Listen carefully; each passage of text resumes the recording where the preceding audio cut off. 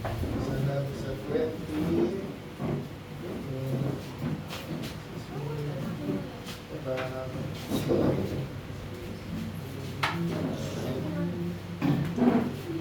Malaking lugar, no?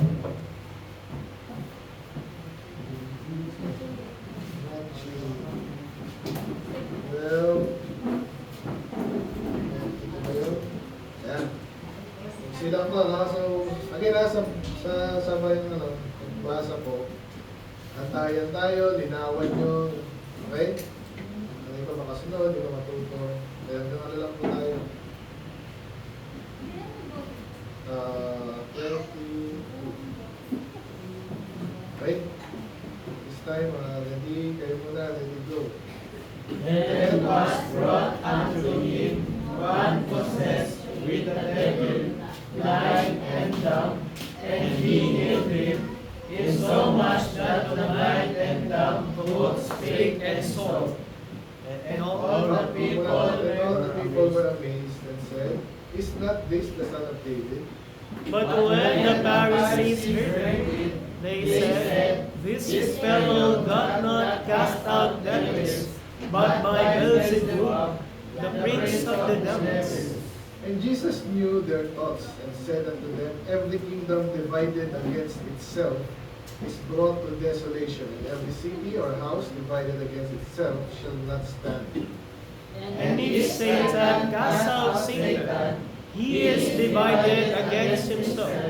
How shall then his kingdom stand? And if by Beelzebub cast, and if I by Beelzebub cast out devils, by whom do your children cast them out? Therefore they shall be your judges. But if I cast out devils by the Spirit of God, then the kingdom of God is come unto you. Or else, how can one enter into strong man's house and spoil his goods, except he first bind the strong man, and then he will spoil his house? He that is not with me is against me, and he that gathereth not with me scattereth abroad.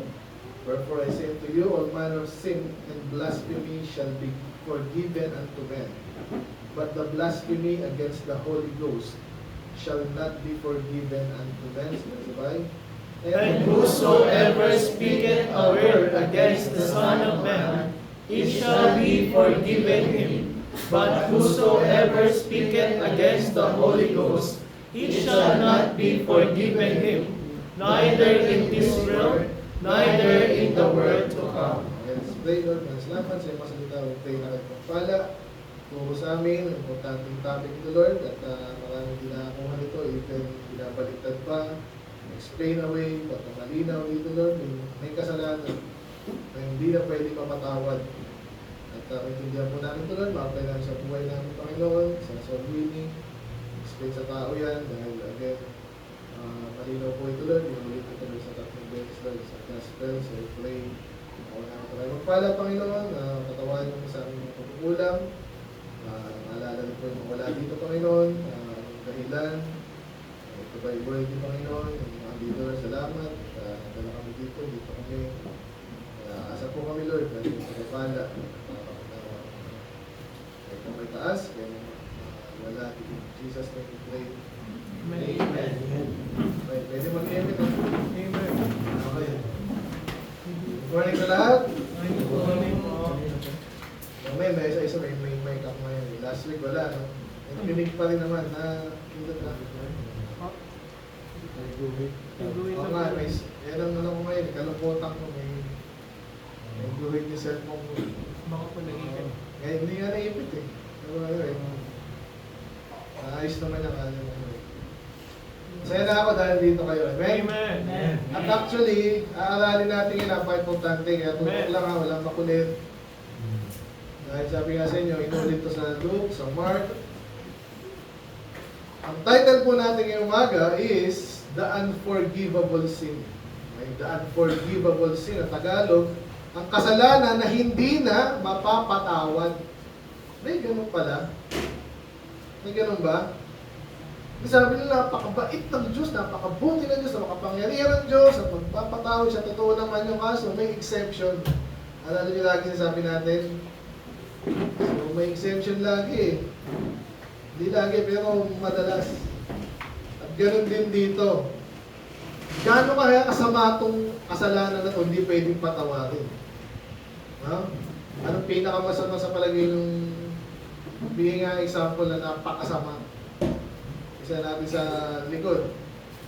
Yala, ano mga kasalanan masama? Patindihan na kayo ang example. Ito na. Patay ng tao, masama kayo, di ba? Ikaw, Peter. Ano? I-reject ang Diyos. Masama kayo. Adultery, masama. Daddy. Sinungaling. Sinungaling, Stephen. Ano? I-rape tapos patay. Patay, rape. Oo, masama yan, bad. Mga heinous crime yan, ha? Magnakaw. Masama. Suicide.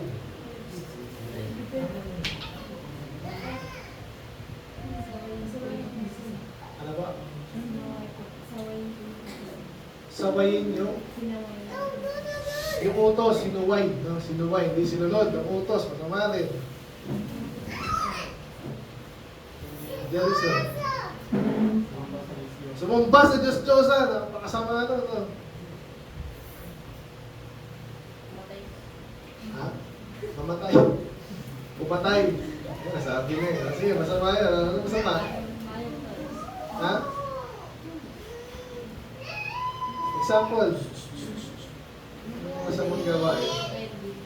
Batang pa kasi ito eh. Pero alam niyo yan. Imagine na kayo masama. Huwag yung gagawin ha. Iwasan natin yun. Pero ano yung mga ginagawa ng taong masama? Kasalanan. Ano po? Ano na? Ano na sa magulang? Ano? Sumagot sa magulang. Masama yun. Ate Janela. Ha? Sige, huwag kayo mahiya. Next si Myla. Ano yung masama? Alam mo yung masama? Kasalanan? Oh, example, yung napakasama, ayaw na ayaw mong gagawin sa'yo.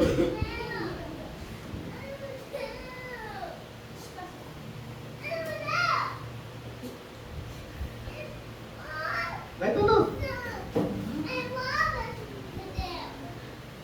Mag? Yung sama ng ano, sinunog daw yung bahay, masama yun. Bad yun. Myla, magpakamatay, nasabi na eh, ano pa? Napakasama. Ha? Manloko. Ang dami. Hindi pagtanggap sa Diyos. Hindi gumagalaw sa magulang.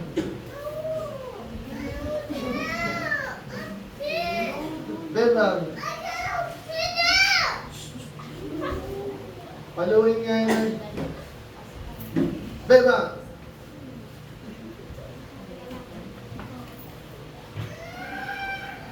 Nakakatawa ba yun? Masama, masama anong ginagawa masama? Mangupit ng pera. Hindi natatawa na, siguro ginagawa mo. Ang gawin niya, magnanakaw din niya. Minsan maliit lang mag-umpisa yan. Maglaki mo. Jesse. Mag-away! Huwag ka nang away! Ha? Dea. Mag-cheat. Saan? Exam, di ba? Niloko mo sarili mo doon. Ala namin, ang galing mo. Magtinda na. Pinagbabawal na, napakasama yan. Ba't nila ginagawa? Malaki kita nila doon. Okay, so nabanggit niya sa... Pero pag-usapan natin ngayon, pwede mo mapatawad yung nang-upit? Opo. Papaluin ka pero patawarin, di ba? Yung nagpakamatay, may ano, yung nag-cheat. Ayan. Ako nasubukan ko rin yun, reflect lang kami kasi nga, hindi ko ginawa yun talaga yun. Eh, kaso nag dumating sa maluwag kasi yung teacher namin. Talagang kopyahan kami. Ano bad yun? Diba? Ano sabi mo? Magtindi nun, lalo yun. Kasi, pero napatawad ba yun? Sa batas ay napatawad lalo yun.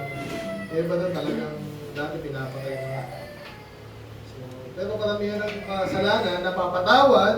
At andito nga tayo, ni-preach natin ang pagpatawad, kaligtasan, kasama yun eh. So, salamat ang gusto mapagpatawad. Eh bakit ngayon, pinag-usapan natin, hindi na mapapatawad? Kasi may exemption nga. At mamaya, punta natin yun. So, isa-isay ko ito muna. No? Sabi dito, so ano ginagawa madalas ni Jesus? Ano nakalala niyo yung last time natin? Ano yung title natin? Jesus, alimutan ko rin na. Parang ito yun eh, oh. He shall, basta yung Gentiles, yung sabihin, magtitiwala sa, ha? Yun, very good. He shall show judgment to the Gentiles, yan pala sa 18. Ibig sabihin, walang pakialam minsan ng Diyos kung saan ka galing eh. Importante, sa Kanya ka magtiwala kasi gawa naman tayo lahat ng Diyos eh. So hindi nagtatangin sa Amerikano, magaling, Sweden. Pakialam ng Diyos dyan. Hala, mas magaling, sa Rizal. Rizal mo rin. Walang pakialam ng Diyos dyan.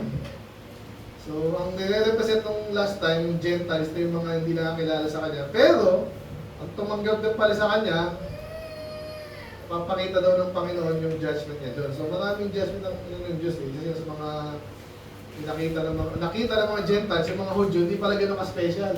Sabi-sabi lang pala nila yun. Eh nung naliligtas na yung mga Gentiles, galing pala ng Diyos. Intindihan niyo ba yun? Ibig sabihin, tulad dito, meron kayong asal na sa bakla kasi parang, ano ba ito? Klase ba ito? Narinig mo yung preaching dito, talagang masama pala. Yung kaya sabihin mo ngayon, galing ka lang ng Diyos. Yung dating pakiramdam ko lang, na ipaliwanag sa akin ngayon. Ha?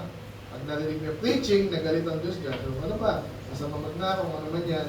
Bakit kaya yung kapitbahay ko, ang gulo ng buhay nila? Yan, bakit yan? So, hindi mo naintindihan. Pero, nakita ko sa Bible na kasi may ginagawang gusto ng Diyos, maintindihan mo. Yung sabihin lang last time na papakita daw ni Jesus yung judgment niya. Okay, both yan ay nakikita mo siya kung paano musga, may reward dito, parusahan dito. Makikita natin at tayo matututo dapat. Okay, so yung last time. Pero ngayon, pag tinuloy mo dito, sabi dyan, so there was brought unto him one possessed with the devil, blind, dumb, and healed them in so much that the blind, dumb, both spake and saw. So, paulit-ulit na itong tema ito, may mga pinapagaling siya, di ba? Pero lesson natin dito ngayon, may special na nangyari dito, negative nga lang. May kalaban siya. So, pero bago yung kalaban niya, sabi dito, and all the people were amazed. Ikaw ba naman, di ba, talagang nakaka-amaze yung Panginoon. Alam niyo, pag ako, hindi ako bumibili ko na, meron ditong isang, ano yung papahanga. Sa kayo hangang-hanga. O yung mga... Magaling mag-basketball. Bakit nakakahanga yan? Ha? Bakit kinahangaan niya yan? Ibig sabihin kasi disiplina rin yan. Minsan mga magaling sumamba. Yung basketball, hindi basta-basta yan. Kasi may disiplina, mas malakas, di ba? Kailangan malakas ka dyan. Humble. Seryosa. Tama niya. Pero, ito yung pag-basketball. May disiplina. Kaya siya malakas kasi pakipagkain, di ba? Hindi nag-yosi dapat yan. Nahihirapan ka pag yosi ka ganyan. So, humahanga tayo, okay lang. Pero magkano ganito? Kaya pala malakas, yung pala nag-drugs. Kasi gano'n yun di ba? May mga nahuli po doon sa Olympic pa. Lalamoy, tsaka yung nag-cycling. Ang lakas nyo! Yung pala nang dadaya. Ano mangyayari? Yung paghanga mo, mabaliktad. Kaya ganyan din po kahit sa religion, wag na kayong madaling magpapadala. Ay, ang ganda naman ng church nila, daming tao. Maganda naman yun, ha? Kaso tanongin mo, ligtas ba kayo? Ano yun? Wala nakakatiyak, pastor, patay ka na. Walang kwentang church yun. Dahil yun ang pinaka-basic. Amen? Ikaw, Janela, sigurado ka sa langit? Janela. Bebang. Kahit sino tanongin nila dito, kung unless medyo bago, di ba? Ikaw, Ashley. Ikaw ay, Miguel. Ikaw, Chelsea. Ano? So, ganyan kasi tayo dito, di ba? Isa-isa namin kayo. Wala tayong nilagpasan dito. By the way, Brad, si Nicole, ligtas na ko si Nicole. Nakausap ko sa chat eh. Nakalimutan na naman. Kasi nga, hindi nag-church eh. Kaya baka umuho lang yun kasi eh. Diba? So, hey, follow mo yan ba? Tinahan ako eh. Tinad ako eh. Tinad ko pala siya. Anyway, so wala pa rin na, okay, may impress sa laki ng church, hindi pala ligtas. O kaya, ano pa, lalaki, ang pogi naman ito, yung pala, walang ginawa, kundi mo pa. Kaya, ang ganda naman ba? Wala nang ginawa, ang kinis naman ang ano nito. Yung pala, gastos pala nun. Tapos, hindi mo magluto, mga naman yan. So, mag-ingat kayo sa hinahangaan nyo, okay? Kaya sabi dito, and all the people were amazed and said, so ito, maganda na amazed sila kasi nga totoo naman si Jesus. Kasi hindi magagaya ng kahit sino lang ginagawa ni Jesus. Yan ang gusto ko sabihin dito. Kaya kahit sa church, sa preacher, sa pastor, kahit sino pa yan, magaling umawit, galing lahat sa Diyos yan. But lalo ito hindi magagawa ito ng kahit sino. Okay? Doon may mga time na binigyan ng kapangyarihan ni Jesus yung ibang disipulo niya, noong time na yon, papagaling din. Pero, ginawa niya, bulag nakakita, pipi nakapagsalita, so hanga sila. So okay din naman yun. Ang problema, yung mga kalaban. Diba? Sa halip na maniwala rin sila kay Jesus, anong ginawa? Tayo rin dito, pag nag-request tayo, challenge na rin. Ito po yung sinabi na sila, yun pa talaga, ito po, in-explain mo na, ayaw pa rin maniwala. Ano pang kulang? Minsan kasi ang tao ganun, hindi lahat ng tao, kahit pakita mo ng totoo, maniniwala, gustong maniwala. Kaya nabanggit kanina, yun, malaking kasalanan nyo, hindi mo tinanggap ang Panginoon, anong problema mo? Diba? May problema ka sa Diyos, bakit? Yan. So, tuloy ko lang yung sabi dito, so yung mga karamihan ng tao na wow! Ang ganon. Kaso may galaba. So, but when the Pharisees heard it, matutuwa ba yung Pharisee? Ito po yung mga peking lingkod ng Diyos, Pharisee. Mga hipokrito. Yan. Ang sabi nila, tingnan niyo sinabi dito. Paibasa nyo nga. So, nagpapagaling si Jesus, matalino si Jesus, makapangyarihan, mapagmahal, makatotohanan, ginawa niya ng pabor. Yung mga tao, so supposedly lahat ng tao dapat matutuwa ng ginawa. Sige, pakibasa. Ready, go. But when the Pharisees heard it, they said, "This fellow does not cast out devils, but by Beelzebub, the prince of the devils." Kasi meron din verse na, di ba, hindi magagawa ng tao lang yan pag mga ganon. So kasi kamay na ng Diyos to. Totoo yun. Kasi ang Diyos lang makapangyarihan. But anyway, ito sa halip na maniwala, sabi nila, ang demonyo naman yan eh. Ang demonyo maninira. Hindi siya ipapagaling ng ano, kung magpagaling, maggagamitin niya ulit, ito-twist niya ulit yun. Yan, ang lolo mo lang ang demonyo. So ba't mo iisipin na si Jesus ay nagtuturo ng katotohanan, nagpapagaling pa, sabi mo sa demonyo, so anong klase tao itong mga to? Malala to. Amen? Eh dito ko nga rin, meron ditong ano, ako sanay na ako dyan kasi dahil sa amin, sa San Mateo. May mga umatid doon, gusto nila sa church, magkapatid, babae, kasing edad siguro ni Jessie. Ang aga pa. Pag-gising ko, andyan na si ano. Nasa church na. Ito ang tuwa naman ako, mga ilang halos taon ganun sila. Isang araw, ayaw na umatin. Paano nangyari yun?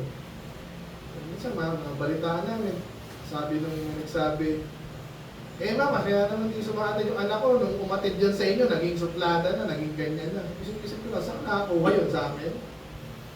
Ganun ba si DM? Ganun ba si tao dito? So, ibig sabihin, pinaparatahan kami na nakasama pa yung church. Di ba yun? So, nakalokot, pero mag-ingat kayo kasi may mga gantong tao. Okay? Hindi sila nagsasalita dahil sa nakita nilang totoo. Iniimbento nila. Well, ganyan naman yun. Nagkataon lang yun. Iba yung nagkataon. Ang bata, nag-iba-iba naman talaga ng attitude minsan. Diba? Depende sa nakapanood, sa nilalaro nila. Okay? Pag narinig nyo lagi, kalokohan, kasinungalingan, kabastusan, hindi pwede hindi ka unless yung matibay ka nga. Okay? Mag-ingat kayo sa mga pinapakinggan nyo, kaibigan nyo, ganyan-ganyan. Ito sinabi dito, yung magawa ng mga buti si Jesus, sasabihin pa sa demonyo ka. So ibang level lang kasi nungalingan to at kasalanan. Hindi nyo? So ano na naman yung pumatay ng tao, sino mas matindi? Yung pumatay ng tao, o yung nagsinungaling si Jesus na pinakapabuti sa lahat, sasabihin mo sa demonyo. Isa sa pinakamatindi na yung pumatay ng tao. Pero sino mas matindi pa? Sa palagay mo? At least hindi pumatay. Kaso, pag nagsinungaling ka ng ganitong level, si Jesus yung tagapagligtas, tapos pag sisinungaling ka, sabi mo, na demonyo yan eh. Hindi na lalapit yung tao doon. Diba? Kasi napektado yung mga taong iba. Na supposedly maliligtas sila, kaso nagsinungaling itong mga Pharisee. Diba? Hindi ka na lalapit doon. Diba? Parang yung nabanggit ko sa'yo sa taga sa amin. Gusto lang yung bata, natututo siya, kumatalino siya. Siniraan lang yun.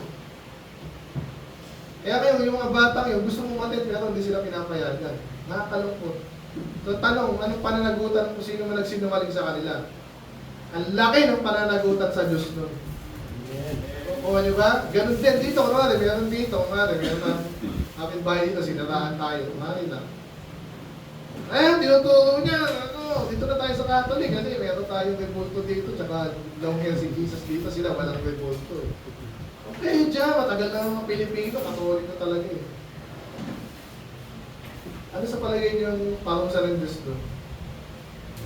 Malaki. Okay. But especially, pag ganito, okay, mamaya, punta tayo sa pinaka talagang root cause. Kasi may mga tao kung ina-explain away nila to. Nireview ko po ito, yung mga trusted source sa internet. Marami na sinasabing tama, kaso dito, sinasabi, hindi totoo yan, hindi na applicable sa atin yan, dati lang yan. Wala na si Jesus dito eh. Hindi na magagawa yan. Ang problema mo, mayroon ka sinabi sa Revelation, at may mga example pa sa Bible, sa Proverbs, na anak nga ng demonyo, may nangyayari pa rin yun. May mga tao wala ng pag-asa. Kaano to ka, kaduksong to. Paano nila nagawa na binago nila yung Bible? Ano yung mga walang pag-asa na? Mga bakla. Ano nangyari mo? Kawawa naman sila. Paano? Nagawa actually nila to. Okay? Ayan, punta tayo. Ano kaya to? Anyway, sabi dito, then Jesus knew their thoughts. So, Jesus alam niya agad eh. Kaya hindi siya na-discourage. Ganun din kayo dapat ako. Minsan na-discourage ka. Hindi. Naalala na kayo siya. Diba, alam ni Chelsea yan, diba? Lahat doon. So, matagal na si Chelsea doon. Ang dami natin pinag-discourage doon. Amen? Ginawa ba natin sila masama? Lalo pag ligtas ka talaga. Sabihin natin kasi, sasabi sa'yo, kung ayaw nyo dito sa church, maghanap din kayo ng church. Kung ligtas kayo, ginagawa nyo. Punta na kayo sa church. Diba? Well, may personal na galit lang kay DM na, eh, wag mo idama yung church. No? Kaya kung talagang sa tao ka galit, ayaw mo ng pagmumukha niya, Stephen, hindi ka sa ibang church. Pero pag ayaw mo talaga sa church, baka hindi ka ligtas, either that, or may talagang something very wrong with you. Okay? Kasi sabi dito, alam na natin, kaya inaalam ko rin niya paano di ako ma-discourage si Jesus, alam niya niya. May mga ganyang klase talaga ng tao. Ano lang to? Hindi, okay lang. Sila happy-happy, no? Hindi kayo lang. Anyway, ito sinabi ni Jesus, and Jesus knew their thoughts and said unto them, every kingdom divided against itself is brought to desolation, and every city or house divided against itself shall not stand. So, basahin ko lang ito ng kabuuan na, if Satan cast out Satan is divided against himself, how shall then his kingdom stand? And if I by Beelzebub cast out devils, whom by your children cast them out, therefore they shall be your judges. Sinagot ni Jesus na obviously itong mga ito wala ng pag-asa. Pero sinagot niya yung para sa atin, para sa iba na may pag-asa pa, para hindi siya masira. Dahil si Jesus ay totoo, sinasabihan siya ng ibang tao, demonyo kayo. Para hindi mabiktima din yung ibang tao, sinagot niya. At Tagalogin ko na lang sa sagot niya. Sabi niya, hindi totoo yan. Kasi ang isang kingdom, hindi yan tatayo. Alam niyo ba kingdom? Kunwari, kalaban niya yung Iran eh. Malakas din ang Iran. Ang dami nilang tao eh. Mga talino rin doon, diba, mga mobya. Pero anyway, pero tatayo yan, kung hindi yan nagkakaisa, hindi yan tatayo. Ibig sabihin, babagsak agad yan. Intindihan niyo ba yun? Kahit sa pamilya, pag mahina, bagsak. School, bagsak. Company, bagsak. Bansa, bagsak. Kung hindi matibay yan. Ibig sabihin, hindi sila nagkakaisa. At sila mismo na lalabanan. Imagine nyo sa Pilipinas, kung mayor dito, kalaban yung presidente, tapos kalaban yung... Ngayon sa politika, okay lang na mangampanya kayo, pero hindi kayo mapatayan, di ba? So, yun. So, ganun, alam natin yung prinsipyo na yun. Kaya binabalik ni Jesus sa kanila, ano sinasabi mo, demonyo? Eh kung demonyo ako, bakit ko sa nakakalaban eh? Di ba? Hindi ako sa demonyo kasi kalaban ko, demonyo, pinabagsak ko, pinagaling ko yung may sakit. Yung may demonyo, sinaniba ng demonyo, pinalis ko yung demonyo, paano ako makikisa demonyo? Hindi ako sa demonyo. Yun ang sinasabi ni Jesus. So logic lang din eh. Kaya huwag kayong maniniwala sa mga naninira. At kung sabihin natin nga, may sinasabi sa pastor, di tanungin mo rin. Alamin mo yung totoo. Parang yung taga sa amin nga. Tinanong ko anong nangyari, paano ano ginawa ba kayo ng masama dito? Paano yung nasabi sumungit sila dahil sa church? Paano yung nasabi yun? Walang masabi, syempre. Dahil wala tayong tinuturo dito na maging ganon. Sa iba nila nakuha yun. Nakuha niyo? Ganon din kayo. So, ano? Nakita niyo ba dito kung sino yung totoo at hindi? Hindi rin mahirap eh, di ba? Ganun ko lahat siya pwedeng malaman natin kung ano yung totoo. Basta makinig, maintindihin, alamin. So dito kaya ayun, para hindi yung mga tao matangay ng kasinungalingan ng mga Pharisee, sinagot ni Jesus ngayon. So ganun din ang payo ko sa inyo. Pag may ginagawa kayong mabuti, sinabi sa Bible yan, let not your good be evil spoken of. Sa Tagalog, may ginawa kang masama, tapos sinabihan ka ng mga masama, may ginawa kang mabuti, katulad ng church, gusto tayo ng Bible, okay, gusto ng Bible. Sinabihan ka, huwag yung gawin niya, open sa inyo dito. O sige, huwag na. Ay, masama pala yun, masama daw pala yun, masama, huwag na nang gawin. Alamin mo muna kung masama talaga, kung hindi masama, baka sila yung masama. Hindihan niyo ba yun? Pagtanggol yung tama, yun yung sabi ko dito. Kasi Jesus, pinagtanggol niya yung ginagawa niya kasi totoo yung ginagawa niya, tama, mabuti. Hindi siya pumayag na siraan lang siya. Amen?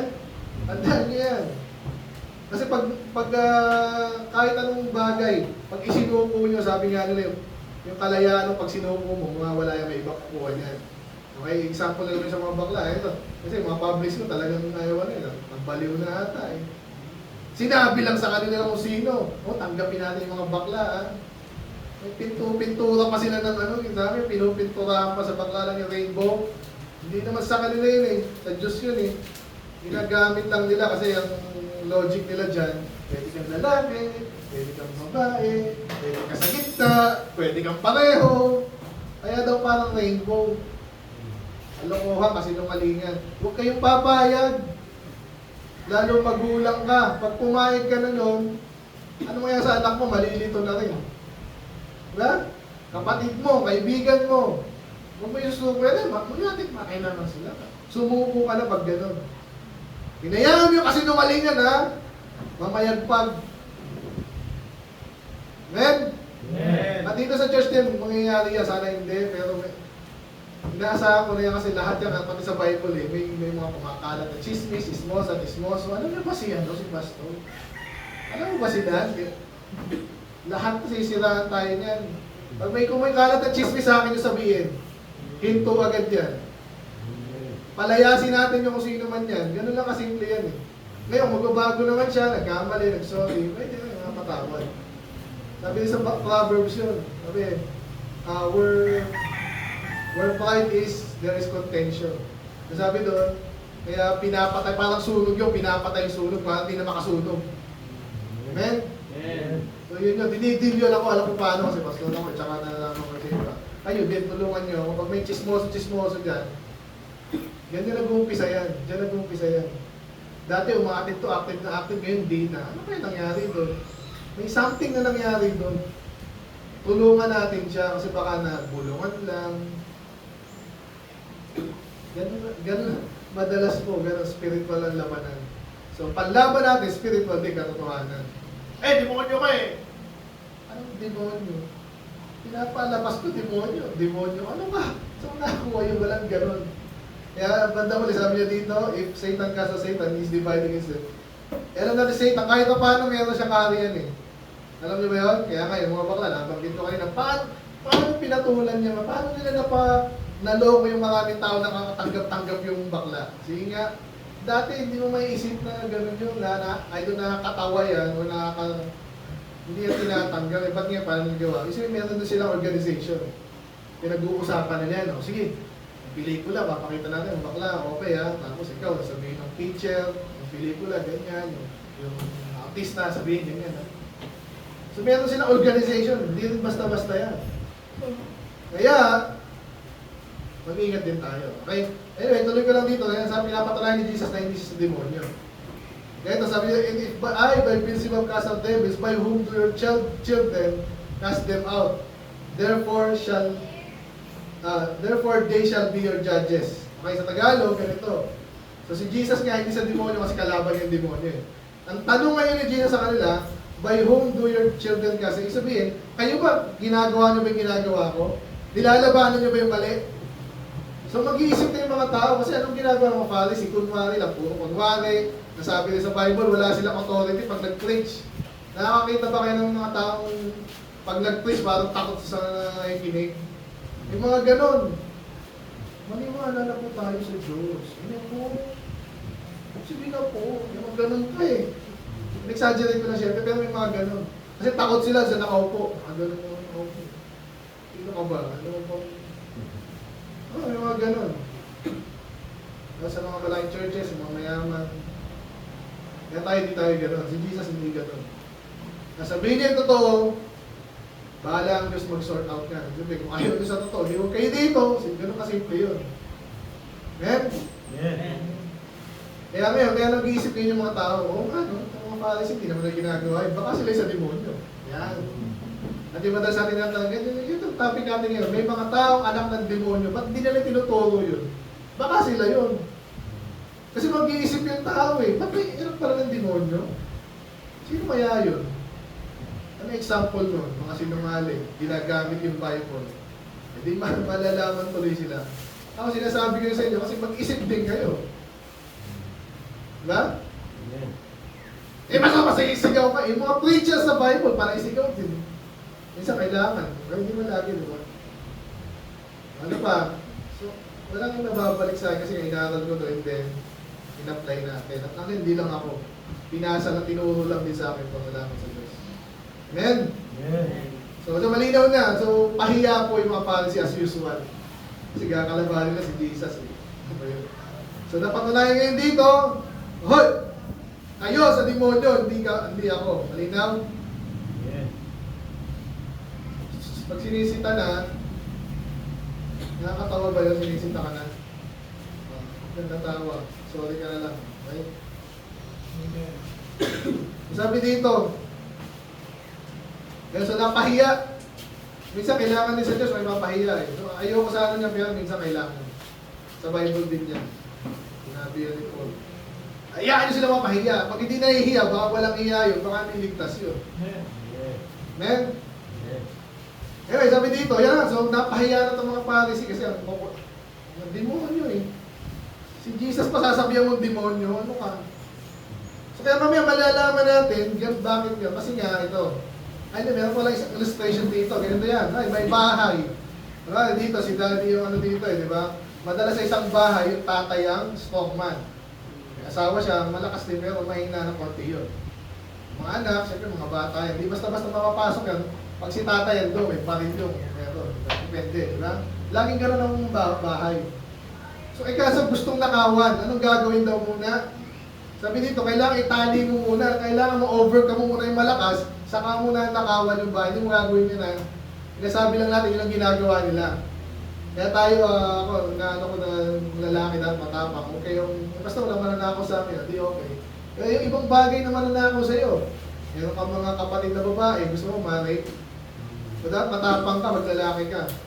Kung may siraulo niya, kanina may humarang sa akin doon, pero kung lasing na ako kanina. Pag inano yung anak ko nun, kung putos ang hindi lang putos. Adyakan ko yun. Amen? Kaya may malakas. Ngayon, ginagamit ng illustration yun. So kung may malakas dyan, dapat ilang unahin niya and then nakawan. Okay?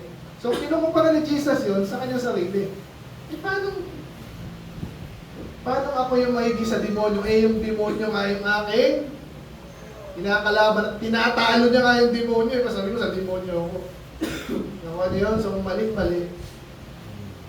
So hindi na mapatunayan sa demonyo si Jesus kasi again, yung ginagawa ni Jesus, malinaw na malinaw para sa Diyos. Yun, wala siyang pinagkarahan doon.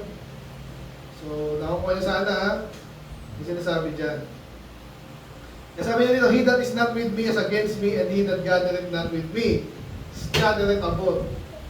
So, nilinaw niya ngayon na minsan, kasi itong mga Pharisee, at alam niyo yung mga Pharisee, lingkod din ng Diyos yan eh. Usually, sinasabi nila lingkod sila ng Diyos. Ganun po yung Pharisee.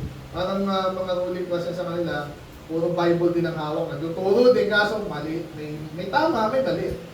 Ganun yung mga Pharisee na yan. Okay? So, kaya, tinuturo ngayon natin ni Jesus sa atin, yung mga nakakabasa nito, tsaka yung mga nakarinig sa kanila doon. Tingnan nyo, pag hindi ko kasama yan, or sabi nito, kung kalabang ko yan, nagkakalat yan. Ano yung nagkakalat? Negative yun, obviously ko na, naglilidis ka, tapos nagkakalat yung isa. Kalaban mo yun, di ba? Kaya sa basketball din, di ba? Ang gagaling nyo lahat. Yung isa patalo. Oh. Eh may ano yan, ewan ko, alam nyo yung minsan, may ginagawa talaga, binabayaran ng isang player. Ipatalo mo yung ano mo. Crucial yung benta. Crucial na crucial. Ipapasa mo sa kalaban. Ay, hindi ba sinadya? Nangyayari yun kasi mga loko-loko ngayon. Anyway, sabi ni Jesus, tingnan nyo ngayon. Ako ba sa demonyo ba ako sa ginagawa ko? So, yung mga taong may utak, hindi, malabo. So, again, kaya ganun din ginagawa natin dito. Sabi sa Bible, make full proof of your ministry. Kasi, Pastor, bakit mo lang explain lahat yan? Eh, kailangan, may kalaban eh. Para yung mga pobreng mga hindi maloko. Amen? Tuloy ko lang. Ito na, kaya dito papasok sabi dito, wherefore I say unto you, all manner of sin and blasphemy shall be forgiven unto men. So, yung kasalanan, masama, yung blasphemy, masama yun, parang binabastos mo ang Diyos. Pag sinabing blasphemy, binabastos mo isang bagay, or tao, or Diyos na banal. Okay? Ayaw natin yung kunwari, ikaw ay, rape, namin kasi rape, ba't napakasama ng rape? Kasi yung babae niya, para sa ano lang, sa isang asawa niya lang, tapos, aagawin mo, bata pa, kaya pinapatay po yan, yung mga rapists. Sa Bible, pinapatayan. So ano pa yung mga bagay na sagrado? Na yung iba, hindi nga nire-rape, nilalaso na may utak, minsan gano'n. Yung showbiz, ganyan yan eh. Yung pinapanood yung isa sa cellphone nyo, mag-iingat kayo. Okay? So yung mga bagay na banal, katawan natin, banal yan, dapat sa Diyos dapat yung ginagamit. Hindi ang binabastos. Yung pangalan na nanay mo, gusto mo gawing mura. May mga bagay na banal, huwag mong babastusin. Lalo ang Diyos. Pero ito, nakakabi. Sabi nito, pwede mo patawad yun. Kasi iba, either hindi lang nila alam, talagang makulit lang, di naturuan. So masama yun, pero pwede mapatawad yun. Pero, the blasphemy against the Holy Ghost shall not be forgiven unto man.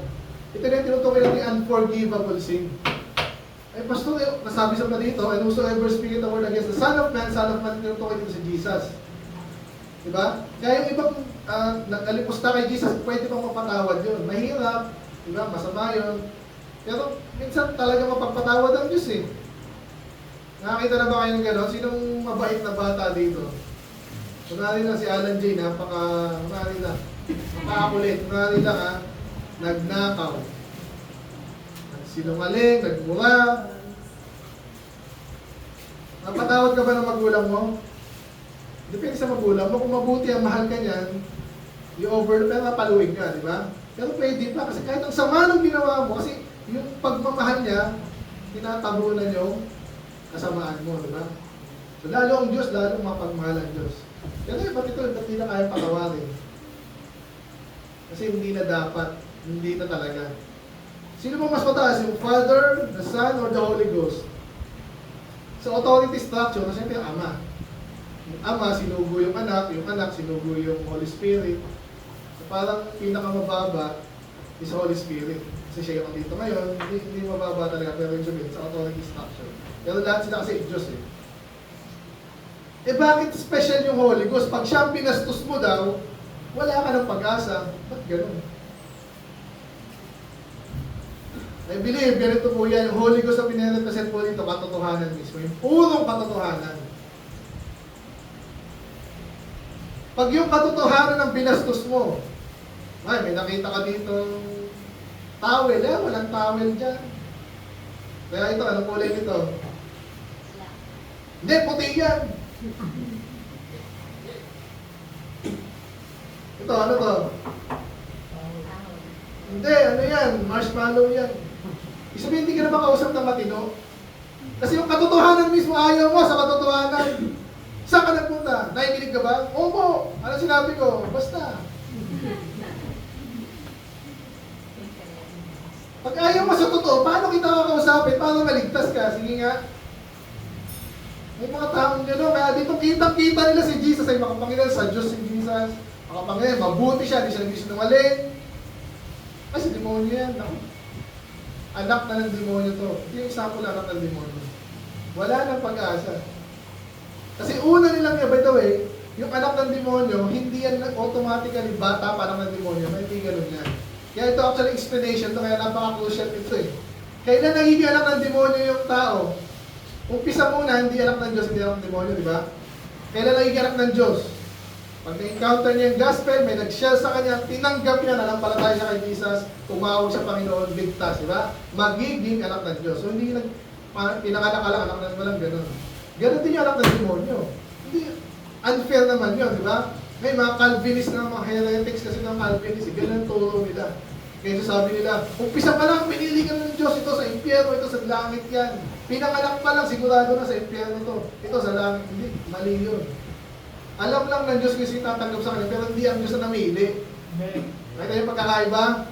So ngayon, kaya mamimili ngayon yung tao. Ang tanggapin si Jesus, ligtas, anak ng Diyos. Eh yung anak ng demonyo, paano kaya siya naging anak ng demonyo?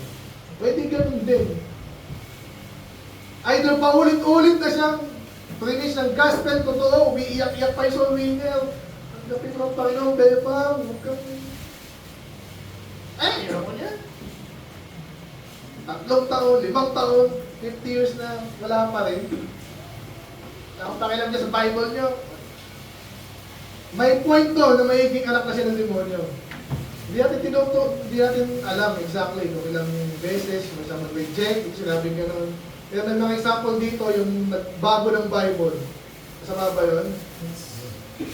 Ang linaw sinabi ng Bible, binago mo, sabi mo, ito ang sinabi ng Diyos. Tanggap daw mga bakla, mga ligtas, hindi yung sinabi ng Diyos. Okay? Kaya sabi mo ba, magpamember kayo sa amin, ligtas kayo. Iglesia ng mahalo, gano'n, di ba?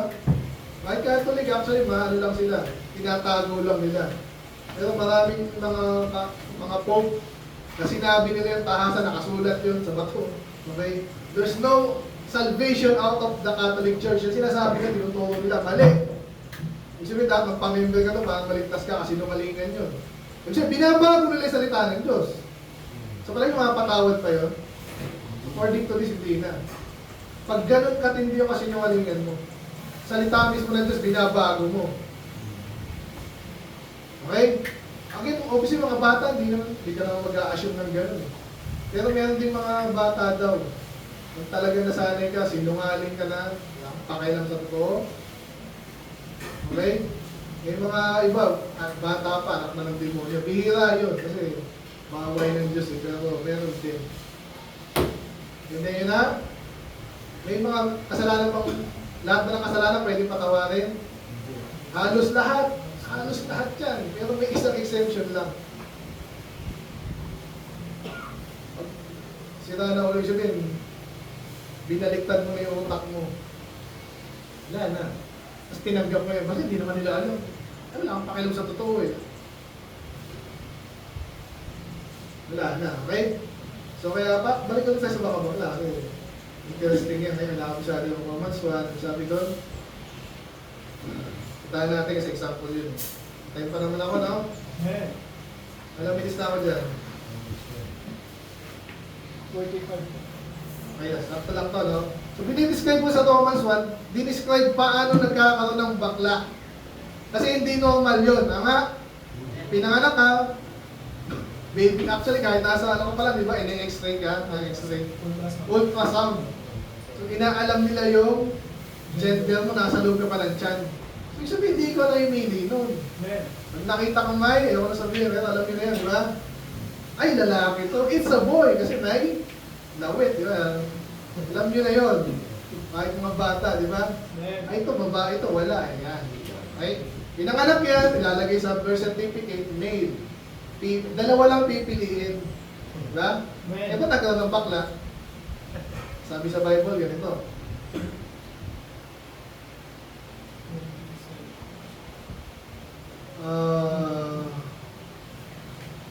So ito yung una, sabi niya, wherefore God, talagang ang tigas ng ulo, ayaw sumunod sa Diyos.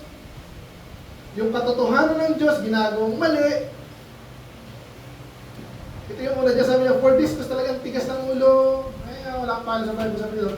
Dahil dyan, pag sinabing give them up unto vile affection, ano yung affection? Pag sinabing affection, pag-ibig yan. Ako, mahal ko yung asawa ko, anak ko. Cute yun. Mahal ko yan, di ba? Yung normal yun, di ba? Babae, gusto ko babae. Lalaki kasi ako. Lalaki, babae, gusto lalaki, di ba? So hindi nakakadiri ang pag-ibig, di ba? Kaya sabi dito, may pag-ibig na nakakadiri. Ano kaya yun? Walang iba. Ano yun? Lalaki sa lalaki. Ayun, nakakadiri. Yun sabihin dito, di ba? For even their women, mga babae, gusto babae. Abnormal na yun. Ito naman sabi dito, ganun din yung mga lalaki especially. Tingnan nyo. Yung mga lalaki daw, leaving the natural use of the woman, ang babae para sa lalaki. Iniwanan na, ayoko na, babae. Lalaki din ako. Gusto ko lalaki. Yak! Imagine mo mga Jerickson tsaka si Miguel. Yak!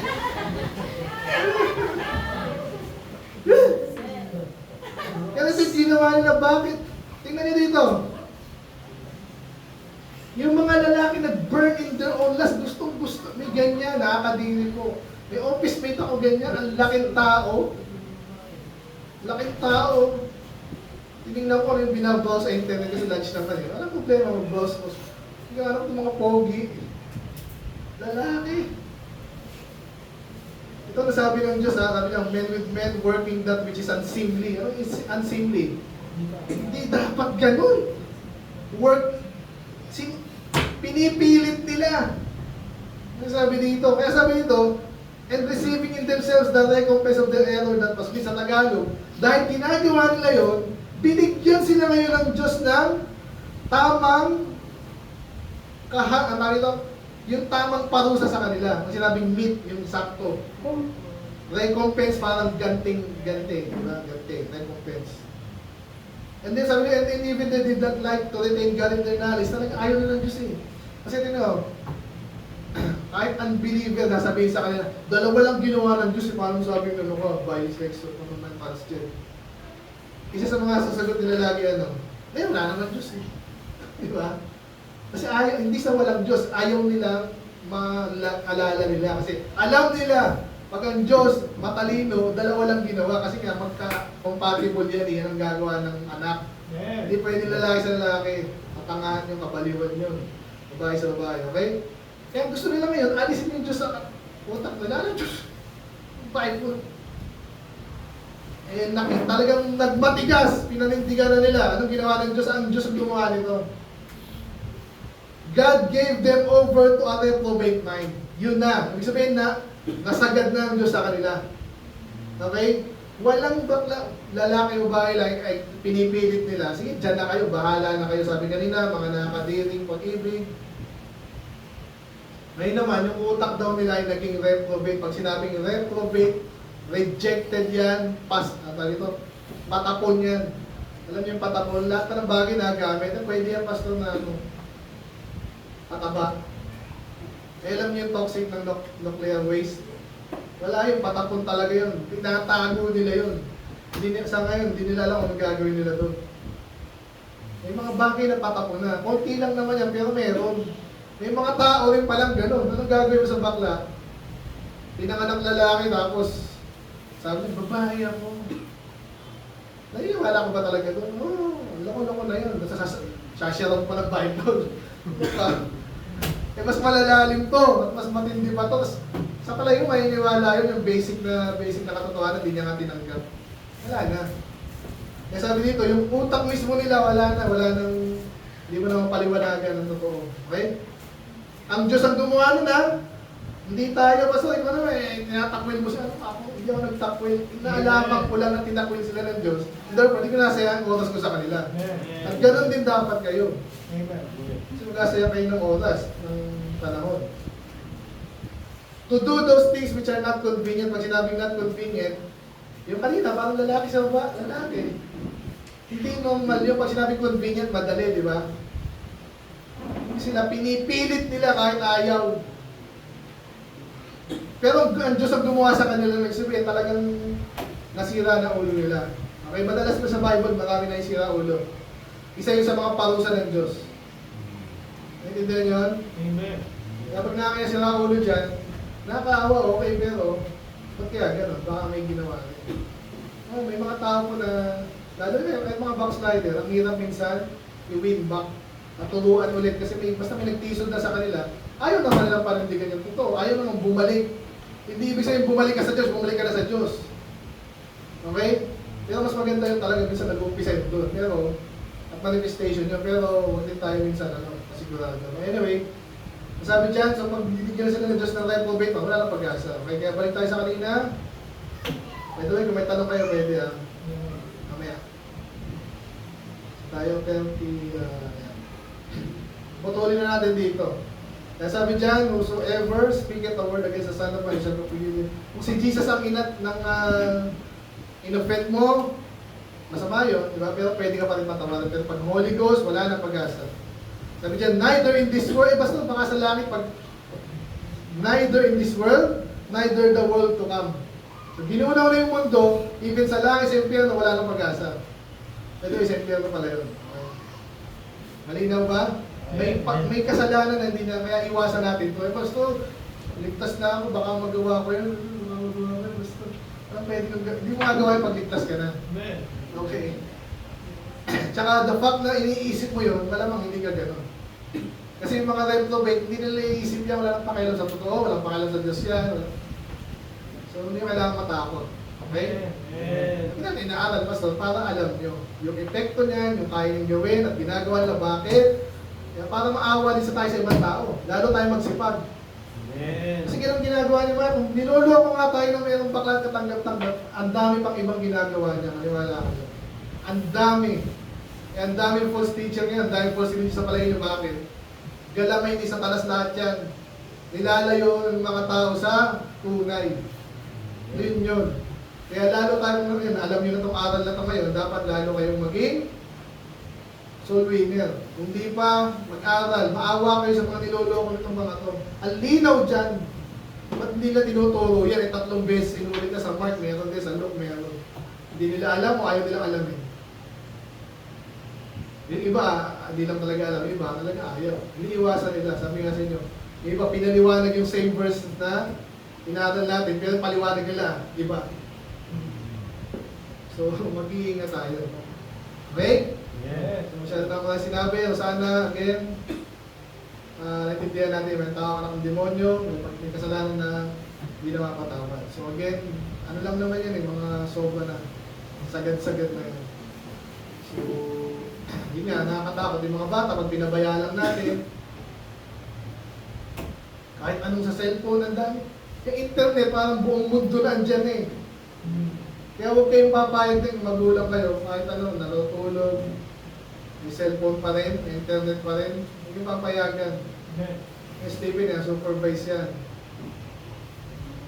Then, pero naturuan na kasi yan. So, yun. Then, so, masaya pa kayo patid kayo ngayon? Sana ha. Ito tayo natin yan, paulit-ulit yan actually. Inuulit ko yan, pero yung ginawa natin yan, talagang hinimay natin kasi may oras tayo. Okay?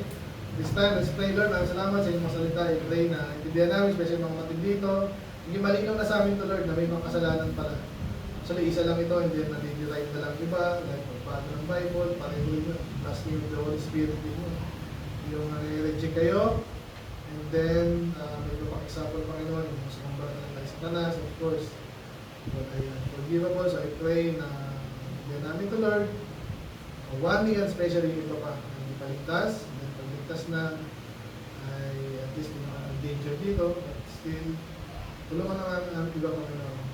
Labanan yung kasi yung mali nga sa labas, false teaching, or false churches. And then, preserve nyo rin bawat isa dito, Lord, and pray, yung wala dito, Lord, kung anong dahilan. Iba convenient naman, iba yung dahilan. Naman yung Panginoon, and pray, tulungan nyo rin po sila. Bagay, daming bagay din ang tayong tulong, gawin. Kayo lang po nila nakatulong, pagsapin nyo sila, tawaan. Hindi kami, Lord, ang mga bagay na tulong to Lord, ang lakas Panginoon, bukas pang anniversary, San Mateo Panginoon, palayo po Lord, maglangan sa pastor, ang pamilya Panginoon, Pastor Joe, Pastor Lito, magpapalang bawat isa bawat isa Panginoon. Tawag po Lord, gano'n bawat isa, especially namin binigyan ng Panginoon, nasa last week of life, in Jesus' name we pray. Amen. Okay, this time na tayo sa, Memory verse. sino nga member? Lance! Memory verse. Let's go. Dali.